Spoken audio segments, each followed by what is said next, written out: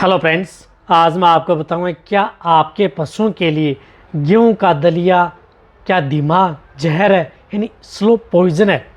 बहुत इस तरह कमेंट्स आ रहे हैं पशुपालकों के, सर जो गेहूं का दलिया यदि हम हमारे पशुओं को देंगे तो क्या पशुओं को नुकसान कर सकता है, पशुओं के लिए पॉइजनिंग का काम करता है क्या, हमें इसके बारे में बताएं। तो आज की वीडियो के अंदर मैं शॉर्ट में बताऊंगा कि पशुओं को गेहूं का दलिया देना नुकसानदायक है या फ़ायदेमंद या स्लो पॉइजन है। देखो, सबसे पहले तो मैं आपको बताना चाहता हूं कि गेहूं के दलिया में होता क्या है। पहले ये भी जानकारी होनी चाहिए कि होता क्या है। देखो, गेहूं का दलिया पशुओं के लिए चाहे हो या ह्यूमन के लिए बहुत ही ज़्यादा फायदेमंद होता है। इसमें क्या होता है, इसमें प्रचुर मात्रा में कार्बोहाइड्रेट यानी 76 ग्राम इसमें कार्बोहाइड्रेट होता है और 100 ग्राम दलिया में 76 ग्राम तो कार्बोहाइड्रेट होता है और 12 ग्राम इसमें प्रोटीन होती है और 6.2 ग्राम कुछ इसमें फाइबर होता है और इसमें मैग्नीशियम भी होता है, विटामिन B1, B5 और आयरन प्रचुर मात्रा में होता है। तो देखो, इस तरह से यदि हम माने तो गेहूं का दलिया पशुओं के शरीर में ब्लड के सर्कुलेशन को बनाए रखने के लिए बहुत ही ज़्यादा फायदेमंद होता है।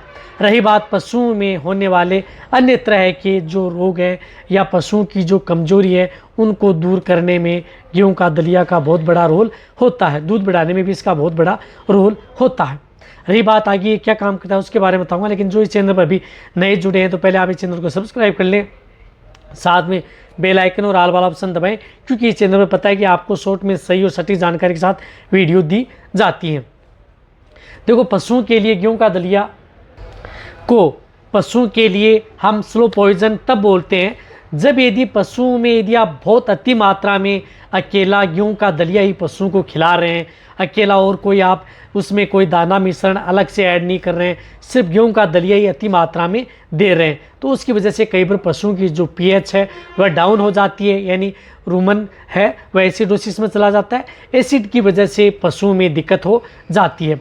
तो एसिडोसिस की वजह से कई बार पशुओं में ज़्यादा दिक्कत हो जाती है।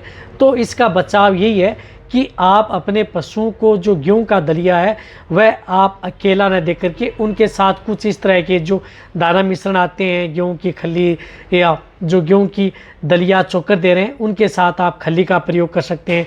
अदर जो मोटा अनाज है वह भी साथ में मिला करके यदि आप अपने पशुओं को देंगे तो गेहूं के दलिया जितना आपको रिजल्ट अन्य किसी से भी आपको मिलने वाला नहीं है।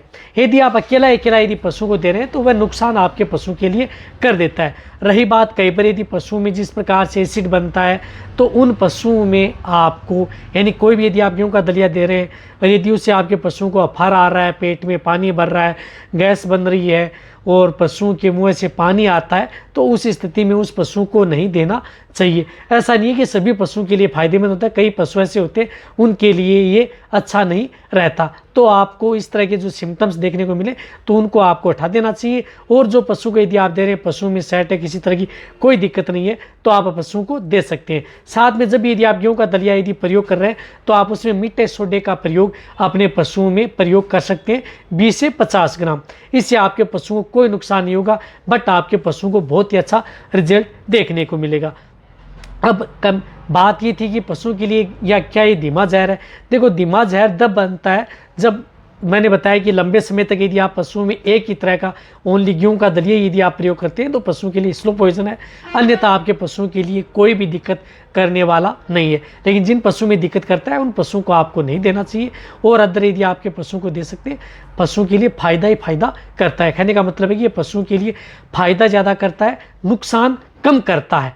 अब आप अच्छी तरह से समझ गए होंगे। तो ये वीडियो जितना हो सकता है पशुपालक या वेटरनरी स्टूडेंट है उनके साथ आप शेयर करें। इसी तरह से आप मेरी वीडियो देखते रहें, इसी तरह से आप मेरे को प्यार देते रहें। थैंक्स, धन्यवाद।